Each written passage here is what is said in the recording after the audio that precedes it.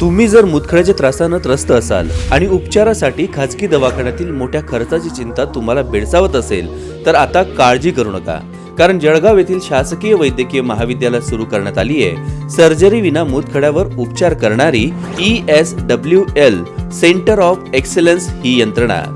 जिल्हा वार्षिक योजनेच्या मंजूर निधीतून किडनी स्टोनच्या उपचारासाठी अत्याधुनिक ESWL सिस्टीम तुर्की देशातून उपलब्ध करून देण्यात आली आहे. एक्स्ट्रा कॉर्पोरियल शॉक लिथोट्रिप्सी म्हणजेच ESWL शस्त्रक्रिया नसलेल्या या उपचार प्रक्रियेत किडनी आणि मूत्रमार्गातील दगड तोडण्यासाठी शॉक वेव्हचा वापर केला जातो.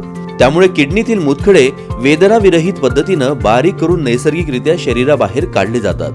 कोणतीही सर्जरी नाही, भूल नाही किंवा दवाखान्यात ऍडमिट होण्याची देखील गरज नाही. जिल्हा नियोजन समिती मार्फत आपण हे अत्याधुनिक इंटरनॅशनल ब्रँडचं मशीन आपल्या वैद्यकीय महाविद्यालयात तुर्की येथून मागवण्यात आले आहे आणि ते प्रस्थापित करण्यात आलेलं आहे. किडनीमधील स्टोन जे काही 5.5 सेंटीमीटर ते 2 सेंटीमीटर साईजचे स्टोन ते ब्रेक करते आणि ते लगेच बाहेर निघून जाते. विदाऊट चिरफाड न करता ह्या मशीनचा आपण स्टोन काढण्यासाठी उपयोग करून घेऊ शकतो. पेशंटला ॲडमिट करण्याची गरज नाही. ही टोटली OPD प्रोसिजर आहे आणि त्याला कोणत्याही प्रकारची भूल वगैरे काही द्यावा लागत नाही.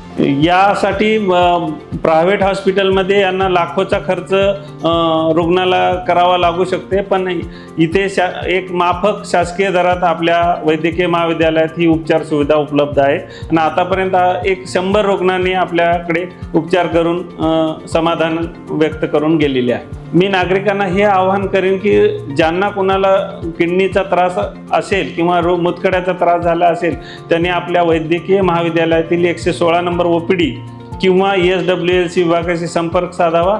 त्याच्यावर योग्य ते उपचार केले जातील.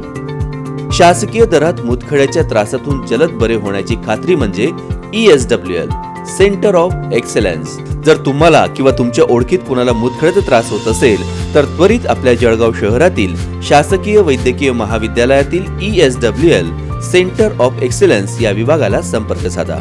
अनुभवी डॉक्टर आणि अत्याधुनिक तंत्रज्ञान तुमच्या सेवेसाठी सज्ज आहे.